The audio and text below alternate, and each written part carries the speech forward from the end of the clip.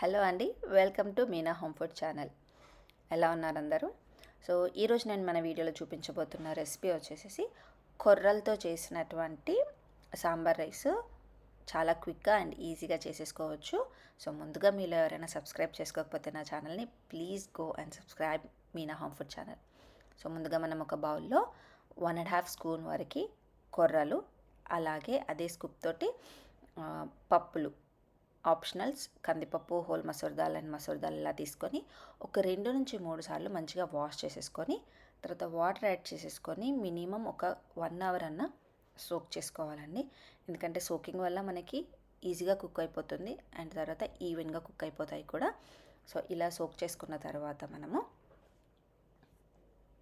ఇప్పుడు ఒక ప్యాన్ తీసుకొని ఆ ప్యాన్లో ఆయిల్ వేసుకోవాలి. ఒక 1 స్పూన్ వరకు ఆయిల్ వేడైన తర్వాత మెంతులు, ఆవాలు, జీలకర్ర వేసుకొని అవి వేగిన తర్వాత అలాగే వెల్లుల్లి కూడా వేసుకోవాలి. అది కూడా కొంచెం ఫ్రై అయిపోయిన తర్వాత ఆనియన్, గ్రీన్ చిల్లీ కూడా వేసుకొని మంచిగా ఫ్రై చేసుకోవాలండి.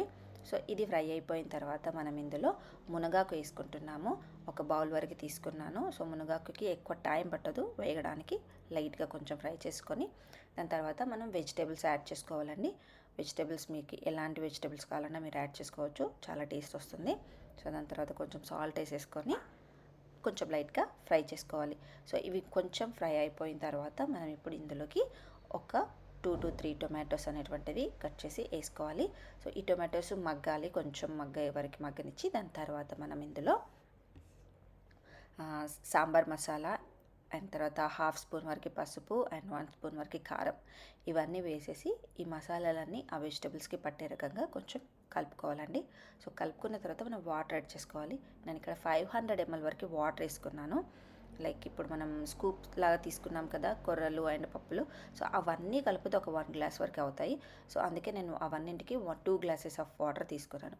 అలాగే ఒక 1/2 గ్లాస్ వరకు చింతపండు రసం యాడ్ చేసుకోవాలండి. సో దాని తర్వాత మనం ఇందులోకి కొంచెం కొత్తిమీర ఆకు అండ్ ఉప్పు కూడా అడ్జస్ట్ చేసుకొని మనం దీన్ని మంచిగా వాటర్ని మరగనివ్వాలి. సో వాటర్ ఎప్పుడైతే మరుగుతుందో అప్పుడు అందులోకి మనం ముందుగా నానబెట్టుకున్నటువంటి కొర్రలు అండ్ అలాగే పప్పులు అన్నీ కలిపేసి ఇందులో యాడ్ చేసుకొని ఒకసారి మంచి మిక్స్ చేసుకొని ఫ్లేమ్ని లో టు మీడియం ఫ్లేమ్లో పెట్టుకొని మనం ప్రెషర్ కుక్కర్ ఇవ్వాలి. సో ఇప్పుడు మనం ఆవిరి మొత్తం తీసేసిన తర్వాత సో ఒకసారి చూసుకున్నట్టయితే ఒకవేళ డ్రైగా అనిపించినట్టయితే మళ్ళీ మీరు కొన్ని వాటర్ యాడ్ చేసుకొని కుక్ చేసుకోవచ్చు. చాలా పర్ఫెక్ట్గా కుక్ అయిపోయింది. ఇంతే అండి, చాలా సింపుల్. మీరు కూడా ఒకసారి ట్రై చేసి చూడండి. కొర్రలు మనకి చాలా హెల్తీ అండ్ స్పెషల్లీ డయాబెటిక్ వాళ్ళకి ఇది చాలా హెల్ప్ఫుల్ అవుతుంది.